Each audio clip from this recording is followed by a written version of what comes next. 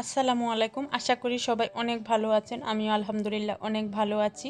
তো এখন যেহেতু শীতকাল আমাদের অনেকেরই ঠান্ডার সমস্যাটা লেগে থাকে। সর্দি, কাশি, জ্বর, গলার ব্যথা অনেক সমস্যা।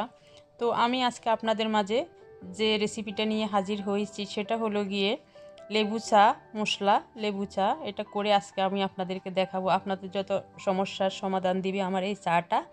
তো এগুলা যদি আপনারা হুবহু ফলো করে বাসায় চাটা তৈরি করে খান, আপনাদের সমস্যা এক নিমিষে দূর হয়ে যাবে। তো সেজন্য যা যা লাগবে, এখানে আমি একটা পাতিলের মধ্যে 2 কাপ পানি নিয়েছি, আর দিয়েছি আমি এখানে স্বাদ মতো লবণ, আর দিব এখানে 2 স্টিক দারুচিনি, দুটো তেজপাতা, আর দিব কুচি করা 2 পিস আদা, আর দিব 4টা এলাচ দিয়ে এটাকে ঢাকনা দিয়ে ঢেকে তারপর বলক আসছে। এখন বলক এসে গেছে। এখন দিয়ে দিচ্ছি আমি হাফ টিস্পুনের মতো চা পাতা। তো এটা ঢাকনা দিয়ে একদম দমে রাখতে হবে 2-3 মিনিট।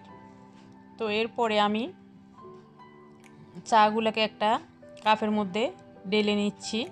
তো ভিউয়ার্স, আপনারা চাইলে এখানে চিনি অ্যাড করতে পারেন। যেহেতু এখানে ঠান্ডার সমস্যার জন্য আমি আজকে চাটা তৈরি করছি। অনেকে চিনি পছন্দ করেন না যারা, আপনারা কি করবেন, এখানে হাফ টিস্পুনের মতো মধু দিতে পারেন। মধু দিলে অনেক টেস্ট হয় চাটা। আর আমি এখানে কুচি করে কয়েক পিস লেবু দিয়ে দিচ্ছি। তো সবাই এই চাটা অবশ্যই তৈরি করে বাসায় খাবেন। খেয়ে কেমন হয়েছে আমাকে কমেন্টস বক্সে জানাবেন। তো আপনাদের মূল্যবান মতামতের জন্য আমি অনেক অপেক্ষায় থাকি।